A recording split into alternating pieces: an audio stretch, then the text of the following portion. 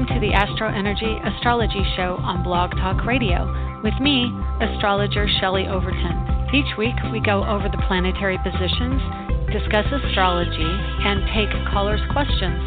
If you would like to call in and get a reading, you can call 347-994-3365. Call in early as the lines fill up.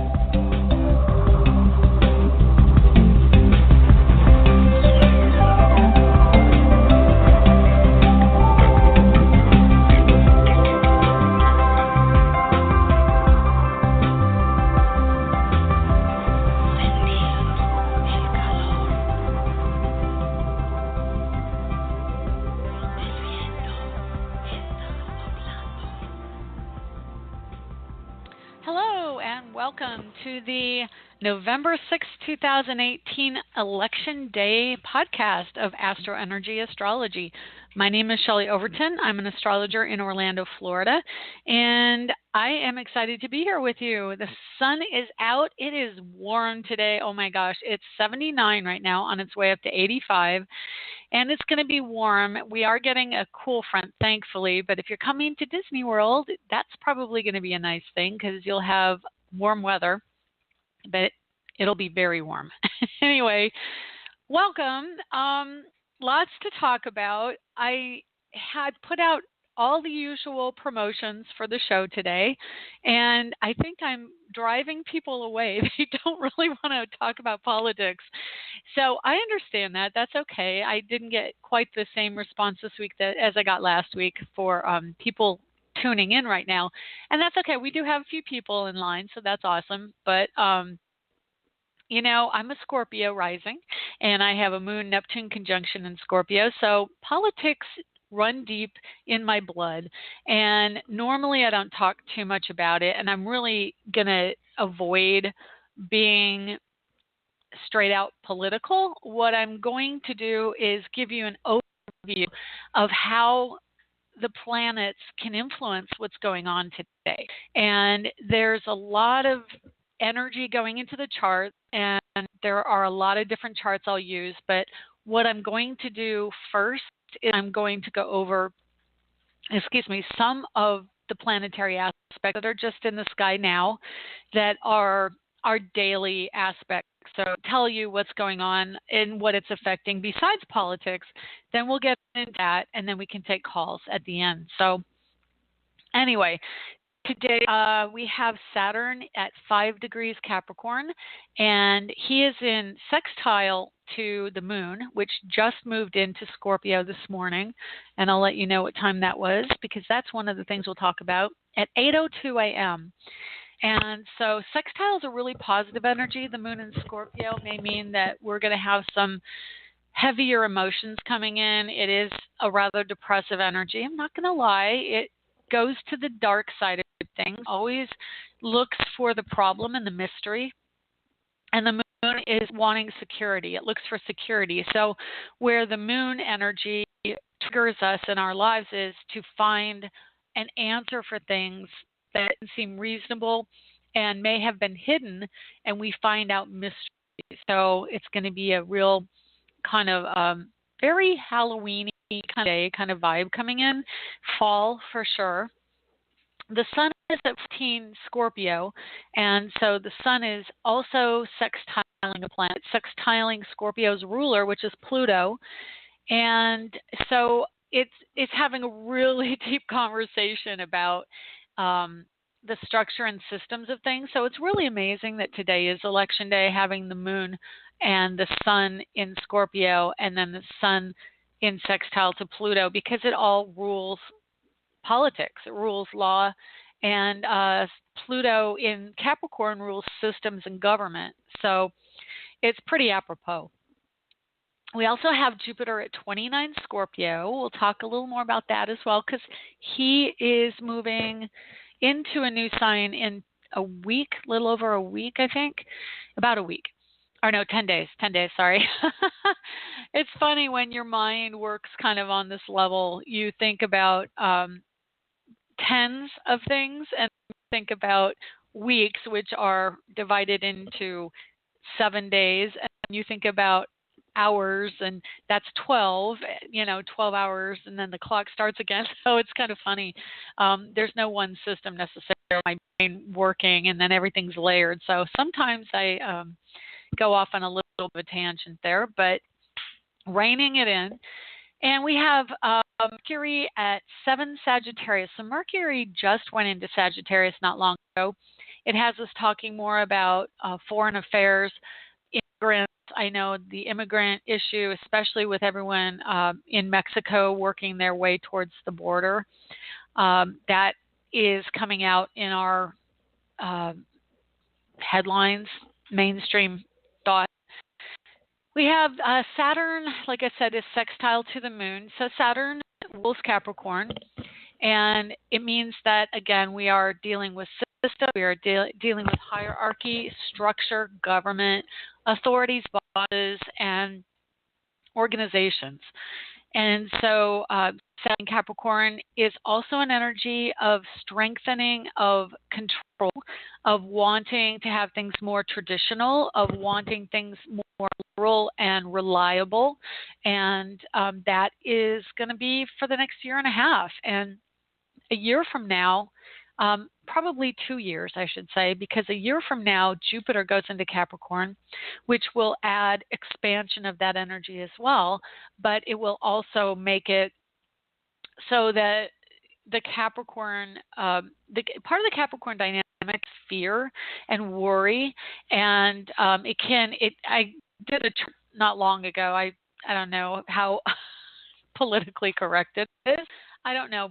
But I divided all of the signs into the type of issues that they would have psychologically, or I guess through mental health, so that each one of the signs has its own thing. So, no one's immune from having processing issues around living life in this reality. But Capricorn's thing is OCD, or, maybe control issues or fear, and unfounded fear. So probably phobias and OCD. And so when Jupiter goes in a year, a little over a year, it's in December of next year, we'll see an expansion of those type of issues, whereas now with Jupiter in Sagittarius, it's more about extremism and polarity. So we're seeing that over the course of this coming year as Jupiter is about to move into Sagittarius, and Jupiter in Scorpio can be more hidden demons, maybe. I mean, I'd have to look at my little cheat sheet on this. I don't remember what I assigned to Scorpio, but definitely maybe being a little bit more fearful, or even, vengeance and vengeful thoughts, and more of the psychological, like, you don't value me at all, and seeing things in very black and white terms. I'd have to look it up. I'm sorry. I shouldn't have said anything about that. Anyway, so Saturn in Capricorn is shoring up the structure of things. And because Saturn will be there until 2020, I don't know the exact date. I know that in January 2020, he joins with Pluto at 22 degrees. So somewhere probably around the middle of 2020, Saturn will move on into Aquarius. But during this time until 2020, we've got Saturn, Pluto, and next year we'll have Jupiter, which increases authority figures, increases desire for hierarchy. Now, Pluto at late degrees Capricorn is wanting to bring about a shift and change, because Pluto is nothing if not about major life change.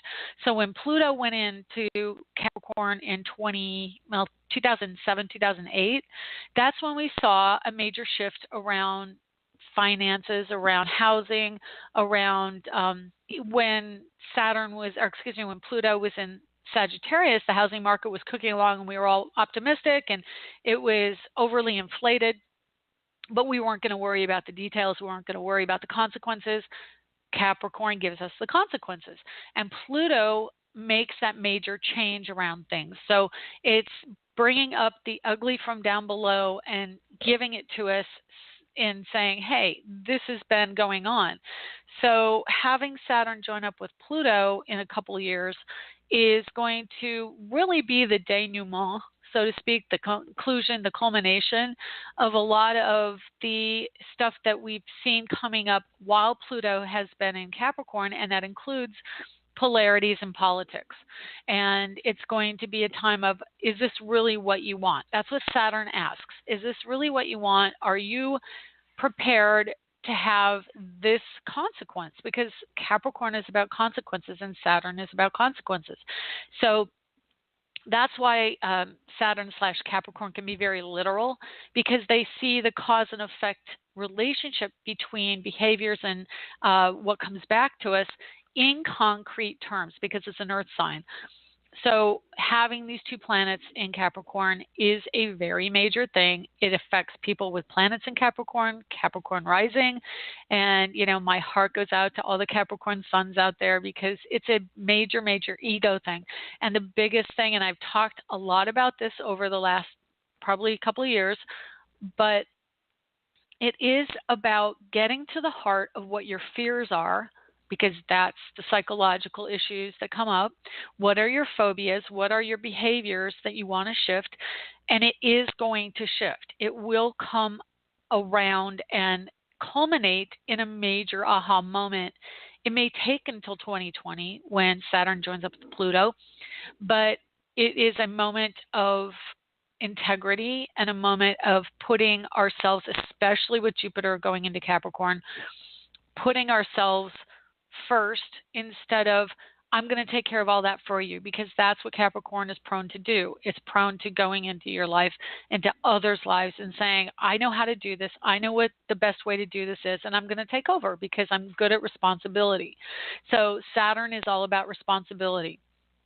Saturn is trining for the last degree of 0 degrees and 0 minutes Uranus in Taurus retrograde.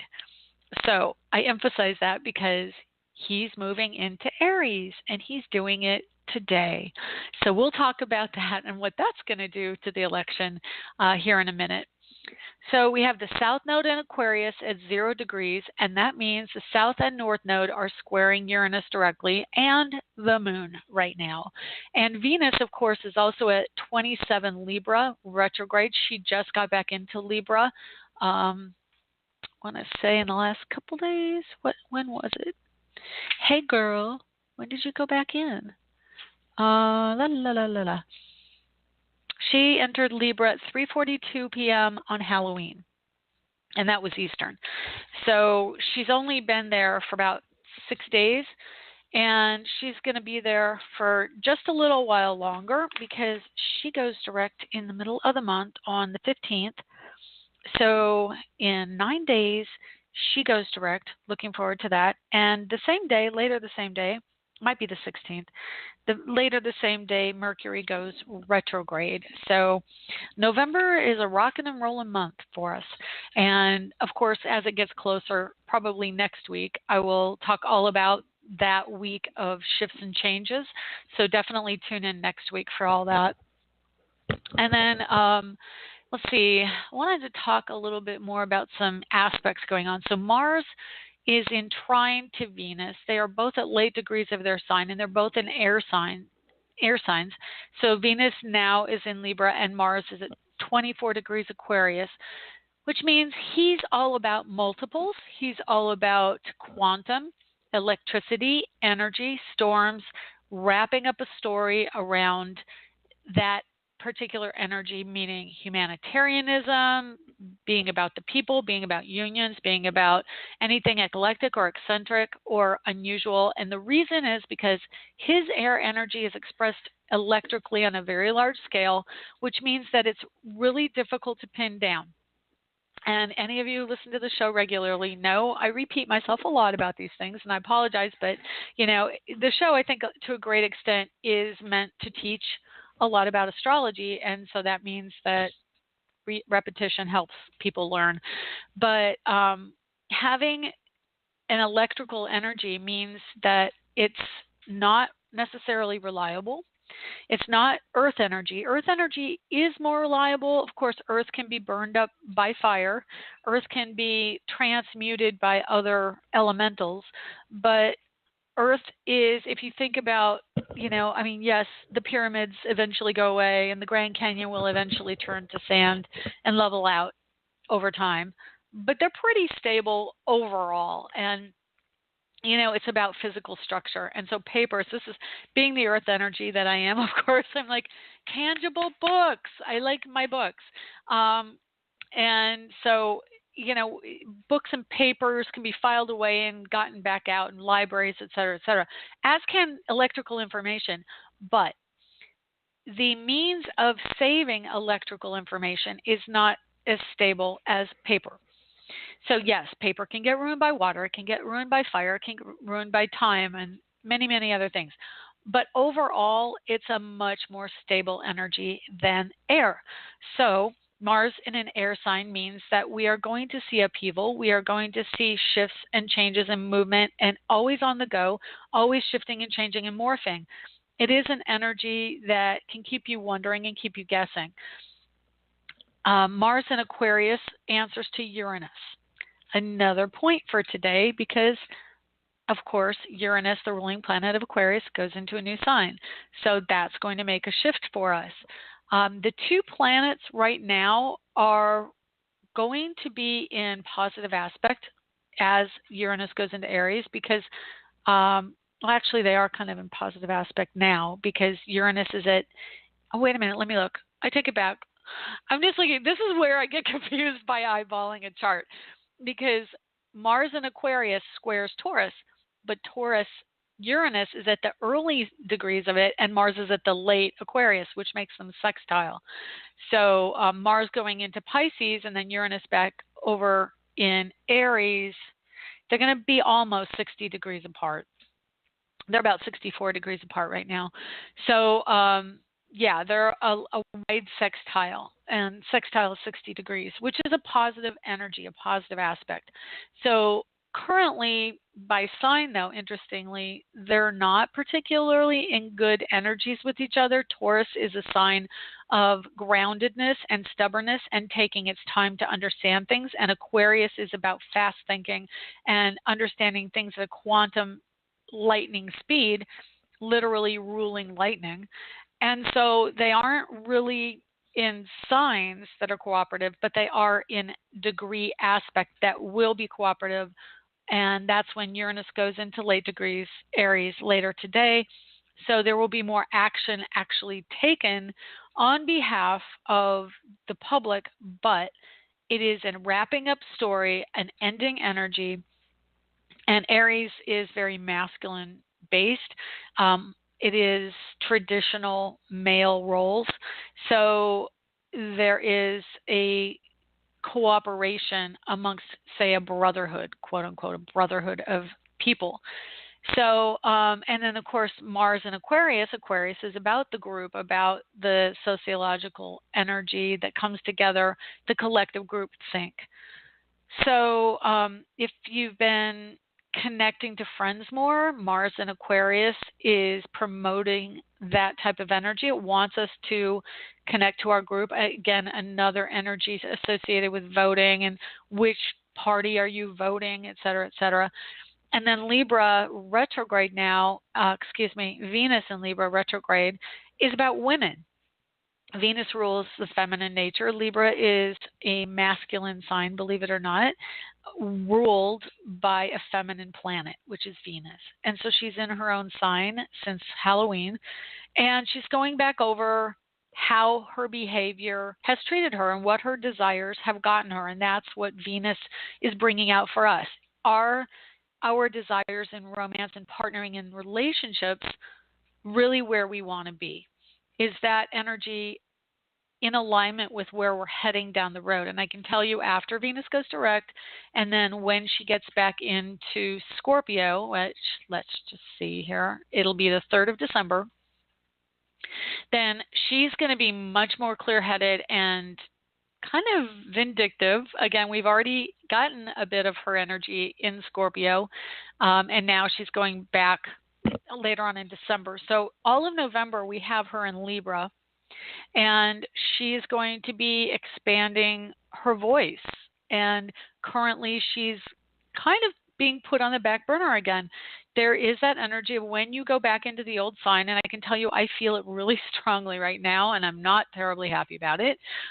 If you look, I'm just looking at the current trends in the stock market. And it was really interesting because I looked yesterday at the stock market and it was red, red, red, red, red. Maybe one of the ones I follow. So I would follow Dow, NASDAQ, Apple, eBay, Google, Amazon, Disney. One smaller one that is like a local stock, Etsy, Netflix, PayPal, and then some other fund called SBUX. These are on my widget here on my desktop, and it was almost all red yesterday.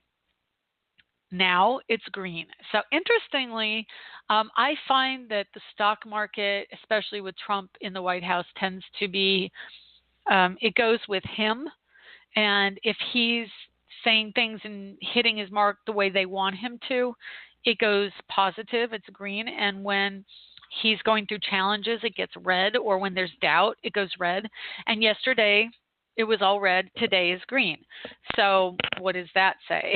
It says just from a overview and nothing to do with astrology, just from inference. It says that the people who are out there in the stock market are probably seeing what's going on as being positive for money. So they may be more optimistic about voting and voting Republican because of that.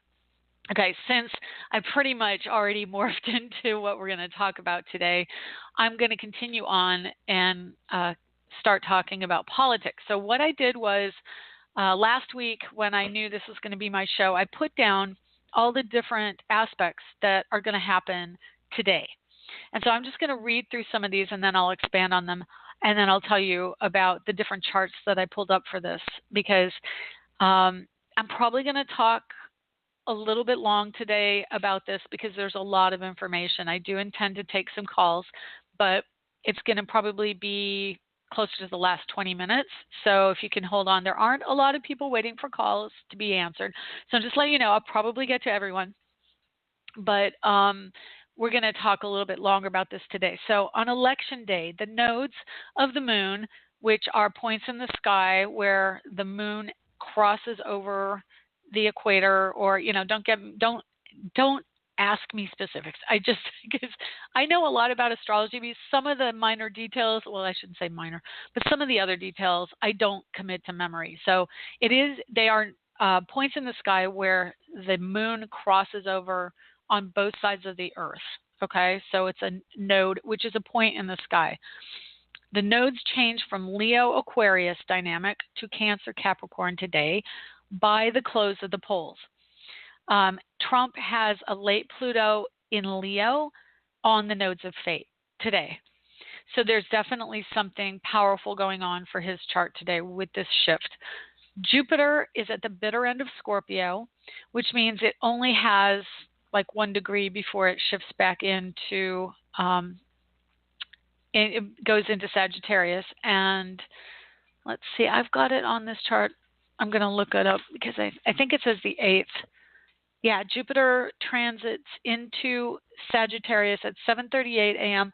on Thursday the 8th, which means that we are ending an energy around Scorpio and we are transforming it into Sagittarius energy. So we're going from being deeply emotional and committed to the visceral feeling of something and moving into a much more bubbly, buoyant, laissez-faire attitude as Jupiter shifts into Sagittarius. Emotionally, mentally, it's going to be less concern about, I shouldn't say that. The word that came to mind was global warming. That's not what I mean. That's just what came to my head. It's going to be less concern about being responsible for everybody's stuff and their psychological well-being, which I personally in my own life this week have some concerns with different people that I know. But when Jupiter goes into Sagittarius, it's going to bring us out of the depths of the water of Scorpio and bring us up into a fiery energy, meaning we're going to want to burn things up or translate that into take action. So we've got these end degrees of Scorpio now. So we are really deep. We are really psychological, and we are really concerned about what is of value, what isn't of value. So it can be the ending of self-interest in a psychological sense, because Jupiter will bring self-interest to wherever it is in your chart and wherever it is in the sky. So it can mean in Scorpio that we've been feeling really overwhelmed by our own intensity. And, we've definitely had this intensity going on for the course of Scorpio Jupiter this past year, because it has also brought out transitions and people passing away in our world, and not always in a pleasant way too. So it is also, Scorpio is a sign of war. It is revenge and intensity in its negative energy. So we've got a very intense psychological overlay to today. Mars in Aquarius answers to Uranus and Taurus, which I mentioned earlier, and Uranus goes into Aries by the end of voting today. And so Uranus, again, unexpected, it enters Taurus at 2 p.m. Eastern, 11 a.m. Pacific, and I don't know exactly. Actually, I can find it very quickly. Let's see. We've got London is 4:30 right now, so 5 hours later. So it'll be 7 p.m. England. And the reason I say that is because we have some listeners. We have them all over the world, believe it or not. There are people in Africa listening to this show, and I'm very excited about that. It's global. So having Mars and Aquarius answer to Uranus means that everyone who's voted up until 2 o'clock Eastern is going to have their drive in a collective mindset. And that mindset, well, they all are. Mars in Aquarius is the collective, but the way it's expressed is influenced by Uranus. And Uranus in Taurus is very conservative and monetary based. So am I better off now financially than I was 2 years ago, or am I not? Mars will answer to Uranus when it goes into Aries, and then it will be about, it's going to be about, like, I've had many things going through my mind, that's why I hesitate. Drive, emergencies, intensity, like more uncontrolled assertiveness. And how does that translate? It translates from feminine to masculine, going from Taurus to Aries. It may mean that the women's vote until midday today is going to drive a lot of the voting responses. And then after 2 p.m. today, it's going to be this scramble to assert an intention upon the results. So from 2 o'clock till closing of the polls, and this is just an overview. This obviously, I'm not telling you what every individual is thinking. I'm telling you how the collective sees things. So after 2 p.m., it's going to be more contentious because Aries likes fiery confrontation, whereas Taurus kind of shrinks from that. It's a Venus-ruled sign. So we pull back. And this is probably what they say about the Democrats, that we get run over, or even as a Democrat, you see the collective letting things go that we should stand up for. Now, coming into the Aries energy, Uranus, the collective mindset, will be more about firing up the base, getting those people out. So there's going to be a late day push to get people to the polls. And part of that's probably going to be exit polls, trying to understand what's going on and how people are responding, and then if they can maybe influence the outcome by getting those people there. I just clicked over to a news site, and it was talking about the Taylor Swift effect, and I completely forgot about that. So Taylor Swift, she's actually a Sagittarian, and you know me, I always talk about her because her chart is so concentrated in the Capricorn energy and some Aries and Leo and a bit of Scorpio. So she has a really interesting chart, especially with, I think she has Jupiter in Scorpio. So she does have an interest in politics, which she kept to herself for many, many years. but right now she's on a campaign to get the youth out to vote. And I honestly think that that has made a difference. And I know that a lot of the youth in this country probably feel somewhat disenfranchised from what's going on. I know even as an older person, I felt that. But I voted. I voted at 10 a.m. today, so got that in. Anyway, so you're having that shift from feminine to masculine. So she's influencing, and then after Uranus goes into Aries again, it can be a bully energy. I'm not going to kid you. Um, being ruled by Mars, and this is an interesting thing too, there will be mutual reception and a great teaching energy. So Mars is in Aquarius, which is Uranus's sign, and Uranus will then move into Aries sign, the sign of Aries, which is Mars' sign. So they'll be in each other's sign after 2 p.m. Eastern. So that means they're talking to each other and they are trying to figure out attack. And I can tell you that's what's going to happen as far as on the ground dynamic, the people on the front lines, the Mars, the action taken, we're going to want to do what reaches the masses. There may be something that connects, but it will be a sextile. So it's a positive force for change. Does that mean one way or the other? I will tell you this. This is probably part of the predictive process of this whole thing. Because when Trump was elected, I did a show, Ann Ortley did a show, every astrologer, every psychic did a show or a podcast or wrote a blog or did a vlog about the outcome. And I remember doing it and thinking, man, Trump has some positive aspects for possibly winning, which of course I was concerned with. And I didn't want to come out and say, yes, this man's going to win, because that wasn't what I wanted. But astrologically, it was a really tight call. And now, looking at what's going on, and the other thing about that day, and I have that chart, and I want to tell you, if you're interested in looking at these charts, I put up on Facebook AstroEnergy page. Just go onto Facebook, type in AstroEnergy Astrology, and you'll get the page. I also put it in the chat room on today's show. So there's a link on today's in the chat room right now, and you can go there, and it'll take you to the chart that I'm talking about right now. So on the election day in 2016, there was a strong Aquarius moon. So it literally was where Mars is today. That's a big concern for me, because on that day, the base, I mean, honestly, there's so much going on for that day. I can't even definitively tell you one thing affected it. It was a moment in time, and definitely as a holistic practitioner, I believe that everything happens for a reason.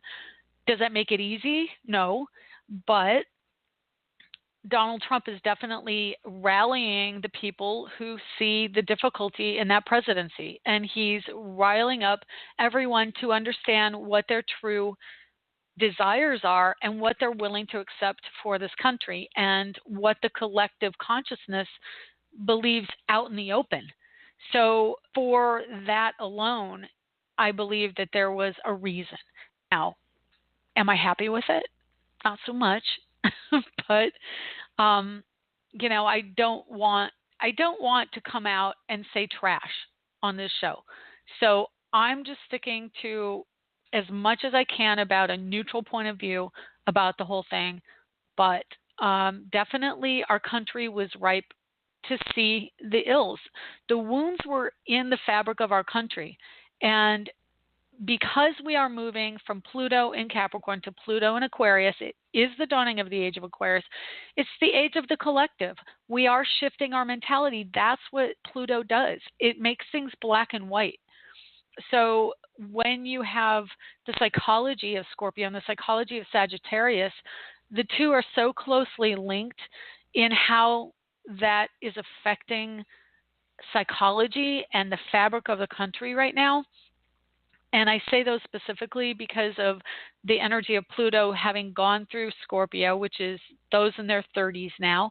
Going through Sagittarius, those in their 20s, and then the ones after that with Pluto and Capricorn, which has been for the last 15, 16 years. So they're too young to vote. So we have a very large base of millennials, and I honestly don't know what even comes after that. Is Gen X? I can't remember which order they're in. Gen X, Gen Y, millennials, whatever. They're all in those Pluto in Scorpio, Pluto in Sagittarius generation. So that's pretty big in the psychology of the voting block of the youth. So we're having a very big shift going on with what's going on, being triggered by Taylor Swift to her fan base. I know my daughter is 17. She's not old enough to vote. She wishes she could, which is ironic because every time I rant, she doesn't want to hear it. And yet she's excited about that. And I want to thank Taylor Swift for rallying youth, because I really see that in years past, they were apathetic. They didn't want to engage. And I really find that so sad, because it's such a wonderful thing to be in this country, to be able to go out and make your voice heard and understand how the system works and not let it go. We can't let this great country fall away through corruption and lies and toxicity. We have to take it back and do things with integrity.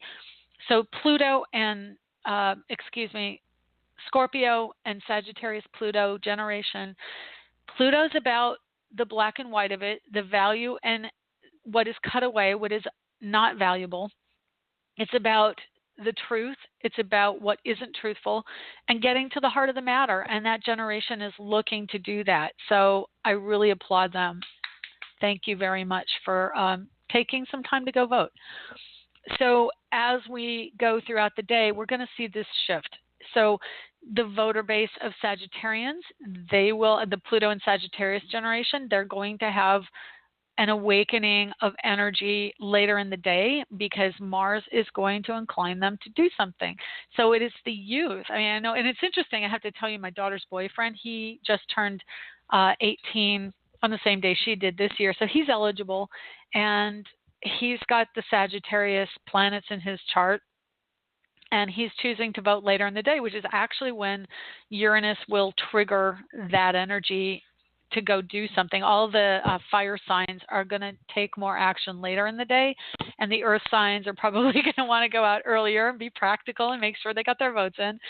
So, yeah, okay, so what I'm looking at here, this probably, and I honestly, I took a look at what was going on in the sky, and like I said, I wrote it all down earlier, and I didn't go through it and actually discern anything. I didn't do the reading and have anything prepared, because I like to do it spontaneously and really get the energy going from spirit, so to speak. So go with the flow, let the take on it happen in the moment, live. And I find that, I mean, I get a lot of downloads anyway, other days of the week, but I really like to do that more spontaneous reading, because it gives me more of the energy of the moment and what's going on. And so it's just the way I like to do it. So I've got all these notes, but I really have not looked to an outcome.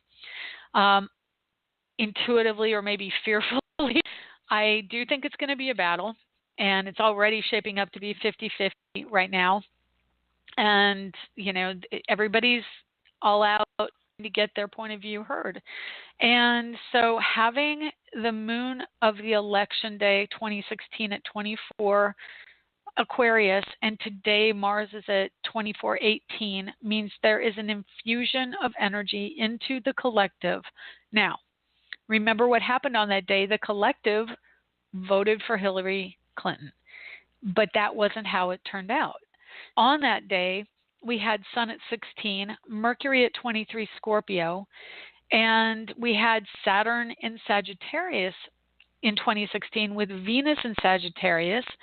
So there was also a split with that, again, polarity. We don't have, all we have today is Mercury in Sagittarius, but it's coming up on Saturn of that day.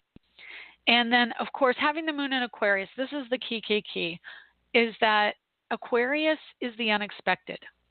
So the collective on 2016's election day thought Hillary Clinton was going to win because that was the majority of voters, but it wasn't what happened. Today we have Mars in that sign and the ruler changing signs today. So it's going to shift energies. It may look one way early and finish differently at the end of the day. Now, am I wanting to call an election saying who's going to get more than the other? I don't think it's going to be like that. I honestly think we're going to have a lot of districts voting Republican and getting Republicans, and we're going to have equally a lot of districts and states getting in Democrats. So I think there will be gains, but again, it's going to be a certain amount of balance. Today, election day, Venus is at 27 Libra. As the election day started out at 6 a.m., and in Maine, the polls opened at 6 a.m., many of the eastern states, they open at 7, but the very first opening of the polls was 6 a.m. today, Eastern time. So I did a chart for 6 a.m., and at that time, Moon was at 28 Libra. And what does that mean? It means that to a great extent, the election's already been decided because the Moon, and I will bring this up, this is kind of an irony as I was looking into all of this, trying to file these different election charts in my files for my software. It's an election, but there is a type of reading astrology called an electional chart. So an electional chart is a chart done for the moment something happens. And when you first understand a question, you do a chart for that question, and that becomes an electional or excuse me, I take it back. I'm confusing my terms. I'm sorry. Electional means you choose the time and place of something. It's an horary chart, H-O-R-A-R-Y. So an horary chart, part of the discerning of an outcome through prediction is where the moon is. It approaching another planet, creating an aspect, which means there's an engagement and an outcome based on this engagement, or is it not? Is it at the end degrees of a sign, which means the outcome's already been decided, or is it at the beginning degrees of a sign? So our moon at the first of the election, it's at 28 Libra. So it's about cooperation, it's about balance, it's about trying to rock the boat, but it's also at the end of a story. And Venus crossed over the moon and vice versa. The moon just before dawn was on the other side of Venus. So they were talking to each other. So Venus was on its way back up to talk to the collective about what had just happened with women. And the moon, which rules women and nurturing and mothers, talked to Venus and said, okay, I got you, and now is on the other side of Venus at the end degrees of the sign. So what does that mean? It means that before the election day, it was about women. It was about having the balance and understanding things. And the other dynamic was during the election in 2016, Jupiter was at 12 degrees Libra, about balance again. And it was the beginning, that beginning year, of not being happy about the way things were for women. And because Jupiter, again, is about self-interest, while Libra is about the collective good, Jupiter is more self-interested. Having a self-interested planet in a collective good sign means that the self-interested planet is expanding the awareness of what's in it for me. So that's also triggering what Venus wants. What does Venus want? What is in it for women? So this is all part of the dynamic and the subtle collective consciousness of the election and part of what happened during the 2016 election and how it relates to today. So when I did research for this show, I called up the 6 a.m. I think it's Maine that had a 6 a.m. election opening. The polls opened at 6 a.m. I did put it for Washington, D.C. So it's, oh no, I take it back. This one is 7 a.m. on 2016. and 6 a.m. or 7 a.m. 2016 and 6 a.m. today. So it's probably only slightly off because I didn't do a 6 a.m. election day. I looked for the charts that day in 2016 and I got 7 a.m. So that's what I did the election chart for it on that day. Anyway, so the connection between the two is that Venus and Moon at the beginning of today were in Libra. Jupiter was in Libra for the 2016 election. Both suns were in Scorpio because, of course, our election day is in November, so it's going to be a Scorpio election day. 13 degrees today, 16 degrees on that day. Mercury was in Scorpio on 2016. Jupiter's at 29 degrees, where Mercury is at 23 in 2016. Jupiter, last degrees. Remember I said last degrees. It's an ending of something. We've got today, Moon started out the day at the pole time, 28 degree Libra Moon, 29 degree Jupiter Scorpio, Mars at 24 degrees Aquarius, and Uranus going back into Aries. And so he was at literally 0, of Taurus, which is pretty amazing. The polls opened at 0, Taurus, Uranus. So the collective consciousness is moving forward. There are going to be major shifts around money, but currently for election day, we are going back because we are going to see the physicality of Uranus going back to the past, to the male dominant hierarchical structure. It's what we are coming from. So we haven't moved forward yet on this level. Today, part of that will be shown in the latter half of the day. So it's going to be a really interesting election day collectively. And I'm probably speaking to how the voters voted, although we may never see the direct. I mean, I guess we could go to the states and the districts and all the individual elections, but you know, a lot of people just vote and then that's it, you know, whatever it is, it is. But if you ever researched and broke it down, it can be quite interesting to see. You can even chart it throughout the day and see where the polls had a push for people probably after 2 o'clock and where it was more like, you know, early voting, because then Uranus and Taurus, early voting, being very practical, and then it goes in Aries, and then it's that push to get the last minute people to the polls. Let's see. I want to look at some other my notes here. 9 degree Scorpio rising start out, and it moves to a 4 degree Cancer rising in Hawaii at the close of the polls, which I believe the close is 7 p.m. Let me just look here. I've got all the charts up there. It's at 6 p.m. Hawaii Standard Time. So at the end of the polls, it's going to be a Cancer rising at 4 degrees. Both are in water. Both are about security. Well, security and value. Cancer security, Scorpio's value. Starts out on value, ends with security. So definitely I see the shift at the end of the day being more about defense of our country, you know, all the Aries issues, the military, kind of where we've come from. And basically, so yeah, I'm just reading some of my notes here. So basically, the early part of the day is much more thoughtful, and even early voting, they're thoughtful, but so many people have early voted. It's been an ongoing thing that I think that literally is a very large part of what's going to happen for this election.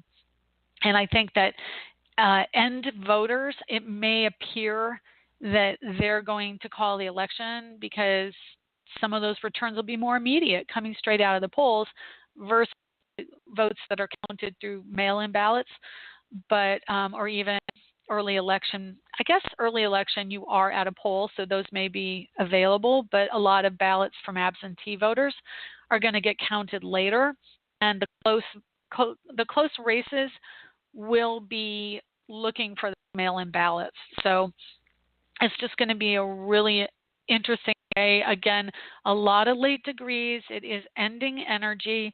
I think that on some level, because the energies are all saying it's going to be somewhat split, that ultimately there will be probably less getting done in the next couple of years, just because there are going to be more people protesting within the House and within the Senate. It won't be as much of a majority, and I'm hoping may not even be a complete three branch of government majority. But even with Democrats, I don't think it's very healthy to have one party control all three branches of government, because it doesn't represent the whole country. And, so 2 out of 3 maybe, but not 3 out of 3. Either way. Anyway, that's my Libra on the 12th house, my benevolence. I'm going to take a break. It's going to be interesting to see what the actual outcomes are, but I do think that it's just going to be a fight to the finish. It's going to be a neck and neck fight to the finish with what's going on. And I think there's going to be probably a lot more vitriol later in the day because of Uranus going back into Aries. And it's going to be interesting. So let's take a quick break, and let me see if I can find some mellow music to take a breath here. So we'll be back in a couple minutes and take our callers' questions.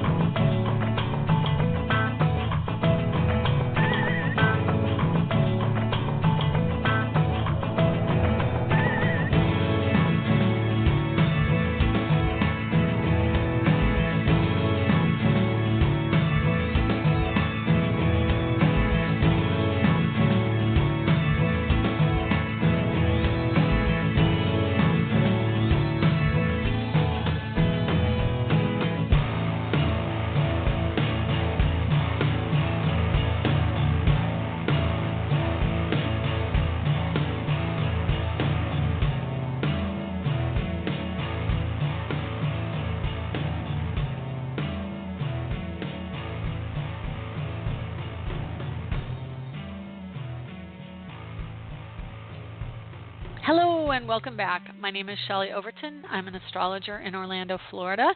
And if you would like a private reading with me, you can get a number of different options for length of time and budget at Astrologer Angel or angeliczodiac.com. And I'm transitioning my site over to angeliczodiac.com, and basically if you go to Astrologer Angel, you end up at Angelic Zodiac anyway. So I want to tell you something. I'm pretty excited, and it's somewhat of a soft release, but I actually put up, so if you're interested in buying the book, I've got an ebook. It's not a printed book yet, but it is up and available for those of you who want to look it over. I've got a few sample pages, but it's at angeliczodiac.com. And there's a link in the upper right-hand corner to it. So it'll give you a breakdown of everything. And it will actually organize all of my tangential thoughts, which is why I'm an intuitive astrologer, because I have so many tangents. Anyway, go take a look and let me know what you think. And the last thing I'm going to tell you is if you listen to the show on iTunes, please give it a rating. And that way other people can find me and we can get more listenership. So that's all. Let's take a call before the end of the show. Let's see. I'll take all of them. But 561, hi, who is this? 561, are you there? You got to unmute. I know. Hello. Oh, hello. Hi, who am I talking to? This is Stacy. Hi, Stacy. Oh, my goodness. Are you doing okay? I'm doing okay. Yeah. Good. Good, good. So, anyway, so let me see. Your birthday is December 16th? Yes, it is. Okay. And what can I do for you today? Well, everything has been kind of Humpty Dump, up, down, up, down. I just wanted to, is it going to level off coming up before my birthday or by my birthday? Actually, it should be pretty good because you have a Sagittarius sun, and that means Jupiter is going to be in Sagittarius, which is going to enhance how you feel, more positive, more optimistic energy. You also have Mercury and Neptune joined at right around 4 and 5 degrees in Sagittarius. So it's, I'm not going to say it's not going to be a little polarizing or, bipolar on some level, but it's going to be more optimistic for you. Right now, you've got the Mars-Venus conjunction in Scorpio in your house of home and family. So the sun's been over it. Jupiter spent the year going over those planets for you. The moon is going over it in the next couple days. So there is a lot of that intensity still as we're wrapping up the time in Scorpio. Scorpio is going to kind of last into December just because Venus goes direct and we'll go back into it. So, and Mercury retrogrades back through Scorpio as well. So I would say for you, look forward to January of 2019 because that's going to be that solid Sagittarian energy. And then of course the sun will be, well, it'll be into Capricorn by then, but Venus and Mercury will be going through there early in the next year, and that will also bring you a lot more peace of mind and expression of travel and optimism, which is a wonderful Sagittarius trait, and I think we could all learn from that because it's kind of like, let's stop worrying about things so much, because I can tell you when Jupiter goes into Capricorn, we'll all be worrying a bit more at that time. So enjoy this Jupiter in Sagittarius for the next year.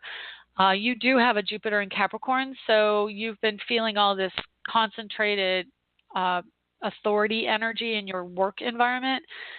Saturn is about to go, Saturn's about to go in there for you, and what that means, Saturn will be on your natal Jupiter in the house of work and health. So first off, because it's in Capricorn, I'm going to tell you, next year you need to pay attention to health, and because it's Jupiter, you need to get out and exercise and do physical things. That's what Jupiter wants to do. So Jupiter in Capricorn is about the physicality of the body structure, including joints and bones. And Saturn will restrict you, so you may feel stiff and like you can't do things. Pay attention to your diet. Pay attention to your exercise. And if you shift things up a bit, it's going to help you a year from now when you start to feel more of that energy when Jupiter gets in there. Okay. But definitely Saturn in the house of health, it wants you to take ownership of how much action and activity you're taking. And again, because Capricorn is an earth sign, it is more inclined towards holistic outlook on, like the body and the physicality. It wants to be earthy. And so you're looking for cause and effect relationships on how things can affect you in your health or in your outlook at work. It is more tangible with things at work, and that's kind of what you've been feeling. But when Saturn gets there, you're really going to have to walk your talk. And so when, let's see, Saturn gets there pretty quickly.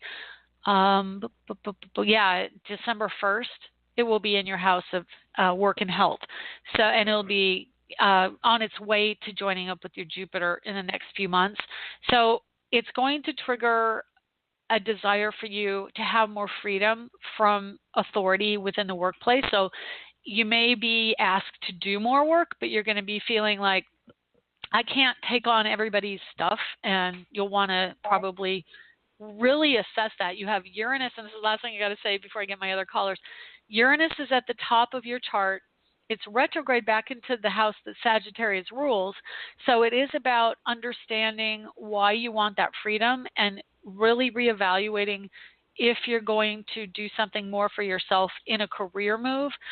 It isn't quite there yet. It will get there closer to March of 2019. Let me look here real quick for you. What was I? It was Uranus going direct. May even be. Oh no, I forgot. It goes direct in January. So yeah, and it'll be back into Taurus by mid-March. So literally the 7th or 8th of March. So when that happens, that's truly when it's time to move on. So if you're going to have, I would say you're probably going to have some workplace issues, but you will be moving on next year. So. Okay. Yeah. All right. Okay. Thank you. I hope that helps. Okay. Yeah, you're welcome. My pleasure. Thanks for calling and listening. Take care. You're welcome. Bye-bye. Okay, we have 510. Hi, 510. Who is this? Hi, this is Tashi calling from California.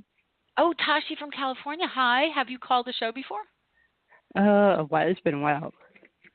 Okay, let me just see if I can find a chart for you. Is it Tasha? Yeah, Tasha. Tasha. So June 22nd? Yeah. Okay, I gotcha. You're right here. Oh, okay. What can I do for you today? I want to see when you see like a relationship and engagement happening for me. Oh my goodness, wouldn't that be wonderful? Let's just check it out. Let's see what we got. Okay. I hope so. Ooh, okay, so you have Neptune in your house in marriage and Mars about to go in. Very cool. Yeah, actually, that's a really good energy for something happening. Mars goes in mid-November.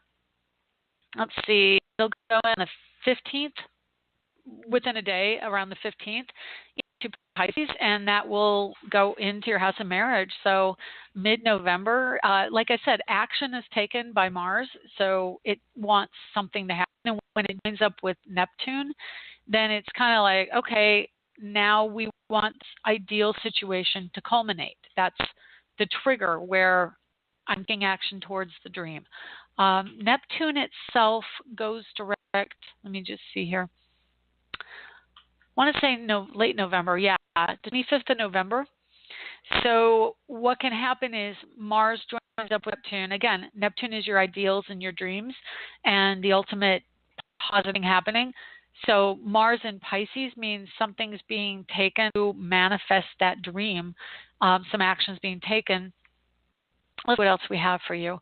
Saturn just went into your house of romance. That's also a really good thing. You were wrapping up a story around a family situation from before. Mm-hmm. And again, through December, we have a lot of other planets. The Sun, Venus, Mercury are all going to be in, and Jupiter are all in your house of home and family. So I would say if you're looking to actually make that happen, like definitely a marriage proposal could happen, but I would say an actual marriage wouldn't happen for maybe a year when Jupiter gets into Capricorn and out of the home and family house into the actual romance, tangible romance things, and joins up with Saturn. So that'll happen in a year. But yeah, you got some good energy going on there for that. So engagement what, next year? Well, you know someone? Are you dating someone who could propose? I had dated someone that I know that we. You're not with anyone right now who's looking to propose? Okay. Well, definitely you could bring some and the thing that's going on is Mars creates a desire. Neptune is the desire, but Mars intensifies that desire. When, if not dating anyone, I would say Mars going into your 8th house of commitment is going to be more beneficial to you, because then you actually, there's more action taken towards finding that person or being in a mindset to attract a person who will actually do something with you. I'm just looking at what's in your chart here. Yeah, Venus going back into your house of what I call the house of coupling, which is where you find a partner. That could bring someone back from the past. And Mars joining Neptune in Pisces is also someone from the past. So, oh, good. I'm glad you said that, because I'm hoping so. Both of those are going back to the past for someone. So, and I've got to look at that. So there's definitely an opportunity of someone coming back into your world. And then now they just went from one side of my body to my whole body. So I'm thinking that's a pretty good opportunity for you. Okay. Yeah, that you're going to have. So it looks to me like there was some type of wounding that you had before. Uranus is right on your Chiron in Aries. It'll go back into Aries today, like I said. So for the next few weeks, it's triggering this energy around what someone has done to you in a partnership situation. And so what it's doing is it's making you clearer about what happened. Okay? So you're going to see with clarity. And then when Neptune goes direct, like right now Neptune's retrograde, that makes us more clear as well. And Mars joining up with Neptune is that, okay, what's going on? What is the reality of it? And then just after that, you're going to see clearly. So maybe there's a person who comes back into your life, and maybe you forgot what the dynamic was, but you're going to very clearly see where you're at with that person, whether it's positive or negative. Okay, and you'll know for sure. So that's coming up soon. Yeah. And I will tell you, Mars is going to get into Aries. Let me see here. He's really flying fast through the signs. So he's going, what? Mars. I'm sorry, I take it back. I'm thinking of Venus and Mercury. He gets into Aries. Okay, why am I having such a tough time with this? It said Aquarius, and now it says Taurus. He's got to go through Aries in there somewhere. Okay, hang on a second. I'm trying to, March, that's why. Okay, I was in the wrong month. Like something's going on. Okay, January, Mars gets into Aries. And then you'll have a Mars return. It'll be at the end degrees of commitment. It'll be on your Jupiter. That's a really, really great time. If you're going to be with this person, taking the action. If you're not going to be with this person, if you say, oh, I did that, now I know what the truth is, or I know my reality and I broke up for a reason or whatever, Mars can give you the opportunity to meet someone new in a positive environment of fun and travel. Like, again, Aries fire signs, Sagittarius, Aries, Jupiter will be in Sag. So it's about travel and going to meet people. And then also Mars wants you to take action towards doing something. And he will be going into your travel house by February. So there could be some fun with someone who's a foreign descent or far away too. So just letting you know, you got a lot of good stuff. Like it could be someone from the past, but if it isn't him, it could be someone coming in new in a fun setting for you. Okay? Okay. All right. Thank you. All right. You're welcome. Take care. Bye. And I have my last caller, and then we'll wrap the show up. So hi, 202. How are you? Hey, doing well. How are you? Sorry. Good. Who am I talking to? Is this Kay? Yeah, it's Kay. Hi, Kay. What can I do for you today? So I had a very fateful run-in with an ex of mine years ago, and it was like, whoa, it was like kind of magical. I want to take a look. Ooh, very fun. I have this information. I don't have the time, but it's kind of crazy. Like, it was very intense. Okay, so when did you run into him? I ran into him on Sunday. Sunday? Okay, so literally 2 days ago? Yeah, 2 days ago. Okay, and can I just ask, you're in Los Angeles? Oh, no, I'm in Brooklyn, New York. Oh, okay, you're on the other coast. You have didn't me realize from that. March 5th, 1980. Okay, that's his? No, that's me. Oh, no, I've got you. I've already got, yeah, I have your chart up here. March 5th, 1980. Okay, you're in my database. You're indelible. Yeah, no. Okay, thank you. Okay. His is October 23rd. Okay. What year? 78. Oh, okay. Maybe 78. In London. Okay, and you probably don't know what time. I'm sorry, my daughter just took my voted sticker off my shirt. I'm like, don't do that. I'm not sure, but I know it was London, England. Okay, I'll put that in here quick like, and then there we go. Okay, don't change the date. You changed the date. Hang on a second. It always does that on me. You said October 23rd? 3rd. 3rd, 78. All right, there we go. And a sunrise chart. So let's do the two of you real quick. Okay. Oh, he's got a lot of Scorpio. Yeah. You've got Uranus and Scorpio. He's got Venus and Mars Scorpio and Mercury Uranus conjunct in Scorpio. He's got a 29-degree Libra Sun and Pluto on your Pluto. You have Moon in Libra, and he has, that's interesting. So your Moon is at 21 Libra conjunct your Pluto, and his Sun is at 29 Libra. So there's some type of, in your chart, it falls into commitment around career and soul group. So there's a connection around your career and things that you have solar energy around for you. You resonate to who he is. That is like, oh yeah, that's like me. That's part of my life purpose kind of thing. You both have the same Saturn, though. You both have Saturn in Virgo, which is good, and you're both workers. Your Saturn falls near his Jupiter, so he's very fortunate with you. He will help you grow, and both of you can help each other grow. Let me just see. I'm just looking for some other connections with romance. Well, his Uranus is on your Mars, almost exact. Let me see. Is it exact degree? Within 2 degrees. So, the thing, you're just always kind of skittish. That's the thing. But in a natal chart, I mean that you really think a lot alike, or like his mind, or he likes how you think. Actually, he likes how you think. Thank you. And so, you're really sharp-minded and have a very clear view of how things are, and he likes that. He really resonates to that. And then his Jupiter's in Leo, which is your house of commitment, and that's a good thing because it's also very creative for a partnership.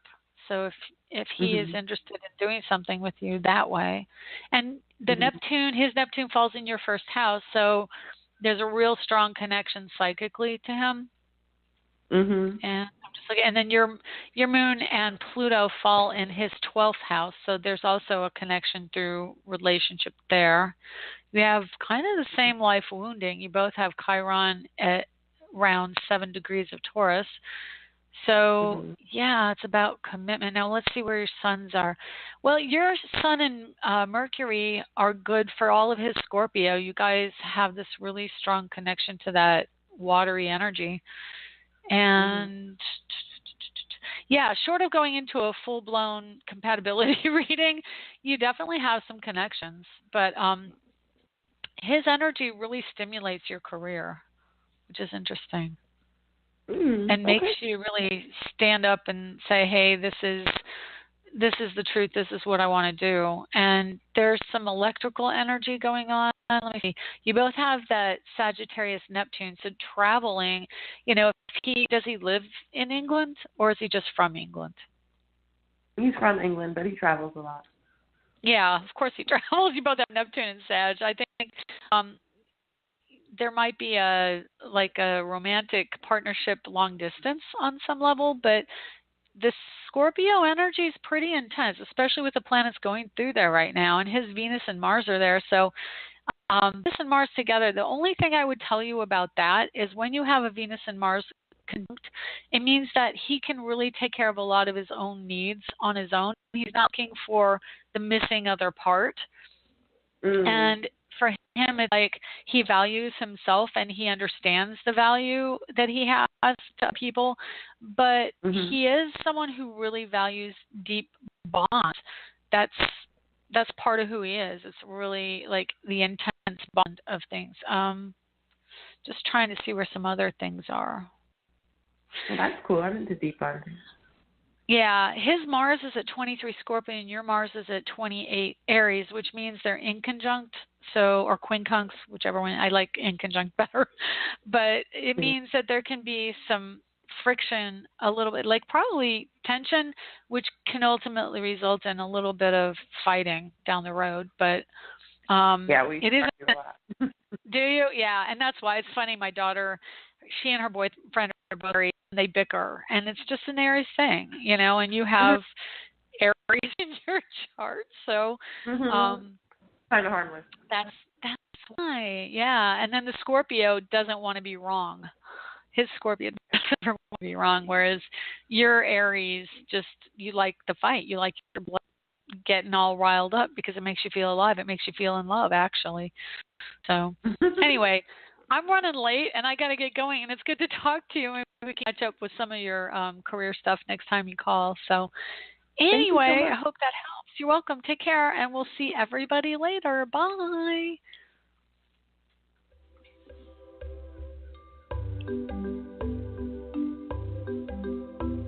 Thanks for stopping by AstroEnergy this week. If you would like to get a hold of Shelley Overton, you can get her at astrologerangel.com, on Facebook at AstroEnergy or Astrologer Angel. The music was provided by Kevin MacLeod at incompetech.com, with additional music by Ironwood Rain. Check them out on the net at ironwoodrain.com.